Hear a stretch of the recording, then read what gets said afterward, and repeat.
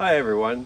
I just decided to come out today and trim some of the branches off these trees up here because they're heading out over our roof and rubbing on the roof. With these trees, I typically do this every couple years or so because they grow so fast and they spread out quickly and they produce multiple branchlets up on the larger branches. These are Manitoba maple, which I planted here when we first came here. We wanted some shade on this side of the house. In retrospect, I probably shouldn't have planted them, but we wanted some fast growing trees, and these do grow fast and they're tough. They can weather almost any condition. And they do provide a nice fulsome shade, but they have lots of multiple branches that grow off the trunks, and they're a bit messy in their growth, if you know what I mean, and they spread a lot and they put a lot of branches on the ground and stuff like that. So anyhow, I'll have to decide at some point whether to keep them or not, but I do like having the shade here. But as they get larger, they're going to continue to arch out over the roof, possibly threatening branches falling on the roof. So we'll see. So what I'm using to do this job today is this long pole saw. This is a Corona brand pole saw, which I believe we purchased at Lowe's hardware store quite a few years ago. Anyhow, you can get these in a bunch of different brands. It doesn't really matter what brand you have. This one has two cutting features on it itself. As you can see, it has about a 15 or 16 inch long large tooth serrated blade. And then it also has this chain driven cutting tool that you can see here. As I pull the chain, you can see here this blade closes in this gap.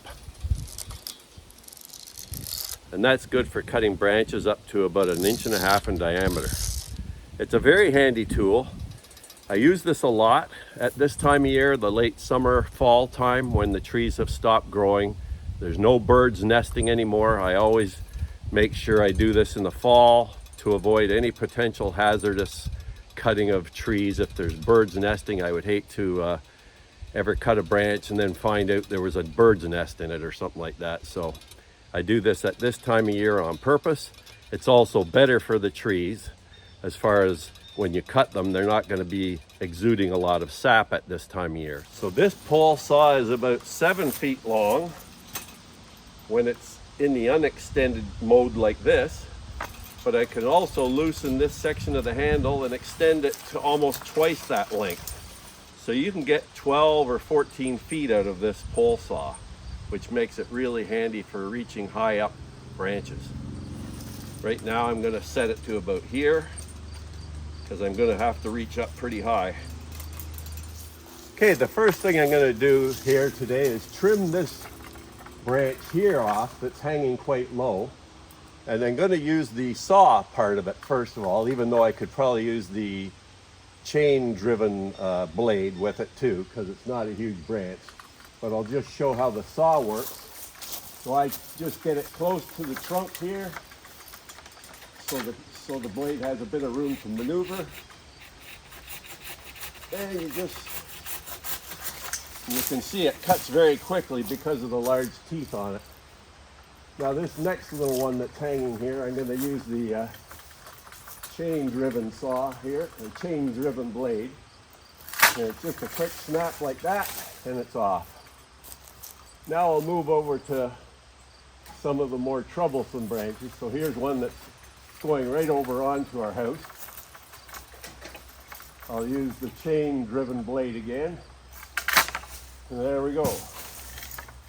So I've got a mix of things here. There's a branch here that's dead and it's broken right on the side of the branch here. So I'm just going to cut this off and get it out of the way.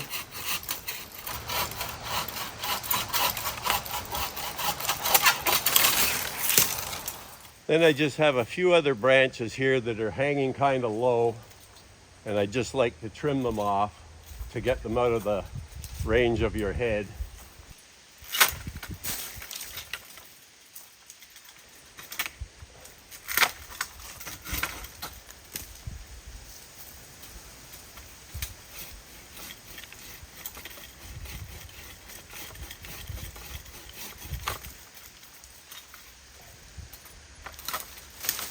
There's 2 or 3 other branches up here that are broken at the trunk, and I'm just going to try and trim them off with the saw.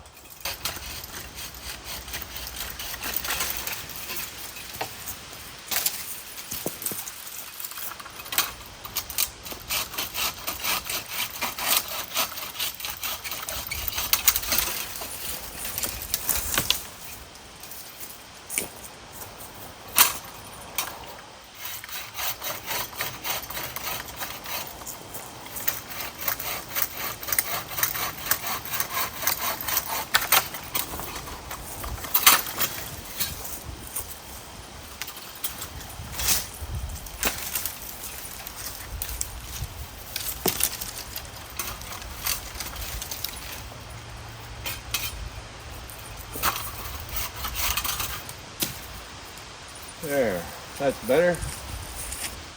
So I'm going back to clearing some of the branches up above the eave trough again. And because the ground here has sloped downwards, it means the branches are even higher. So I have to use this little step stool here, or I could use a ladder. But I'm going to use this little step stool just to get me about 3 feet off the ground. And hopefully, after I've extended this the full length, I'll be able to reach these branches up here. I'll move the camera back so you can get a full view of it.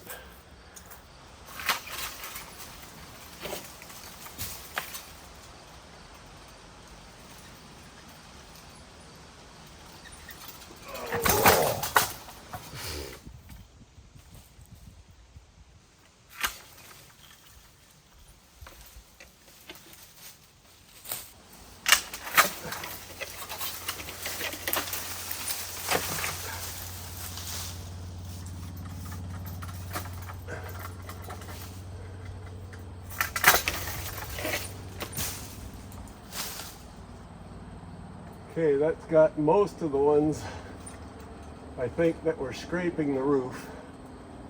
I might just do a little bit more cleanup up here, and then that'll be that.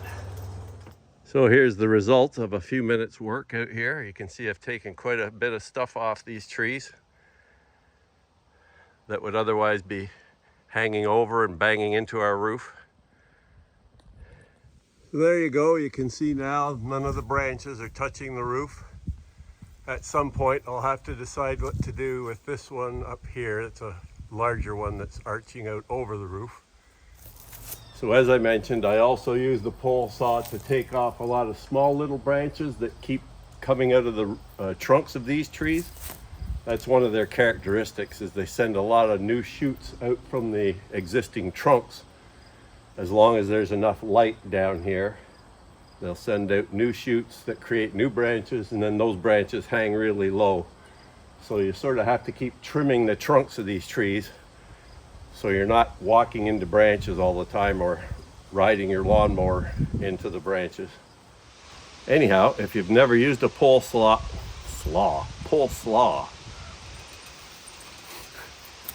Anyhow, if you've never used a pole saw like this one, I think you'd find it a very handy tool, especially if you have trees that are encroaching upon your house, or if you just have taller trees that you want to trim every so often that are around your house. I also use this along trees on our driveway. We have a lot of red pine along the driveway, and they keep sending branches out that go over the driveway and start hanging down into the driveway. So I have to keep them trimmed off at least to a height of 20 feet or so, just so big trucks can get down the driveway without hitting them and that kind of thing. If you have a larger property where you want to keep trails clear, or if you just have a lot of trees on a small acreage around your house and some other buildings, maybe you want to just keep them clear, these are great tools to use. Handy, they're fairly cheap. I think most of these are probably $100 or less, maybe 50 to 100 depending on the quality. Some of them are extendable like this one, and I think some aren't, and I think you can get them without this chain blade too. You can just get a simple pole with a saw on it. In some ways it's better because it's lighter. It's not as heavy as this one. Anyhow, hope you enjoyed that video, and maybe you'll find a use for a pole saw. What is that? Maybe you'll find a use for a pole saw in your life. I guess I'm thinking of coleslaw, but I don't think I am. I'm not hungry. I just remembered that my son had given me another pole saw just a few years ago, and that's this one. I was using the old one that we've had for probably 15 or more years now. As you can see, this is a Fiskars brand, and it's got some interesting features on it. It has 2 separate extension areas and locks to hold each section when you get it into place. And then you press a button here, and it goes out to a catch place. This one has 3 catch sections, or 3 little detente sections that it can stick into. One there. Anyhow, it goes quite long, and then you can lock it at any position as well. So this is a nice design, this one. And as you know, Fiskars products are guaranteed for life. I believe this probably would have been too. This one also has a cutting blade here. This is a rope activated, spring loaded cutting blade. And this one actually came with a bonus blade. So I've got 2 blades in here, and they last a long time. I mean, you may not be able to sharpen them, I'm not sure, but probably you can if you know what you're doing. 2 nice looking blades here. They've got even larger teeth, so they would probably cut through the branches even quicker. So as I mentioned before, you can get them in a lot of different brands, from probably cheap house varieties to more well-known brands such as Fiskars or Corona, and maybe some of the even more professional ones that you could get at tree maintenance supply houses and things like that.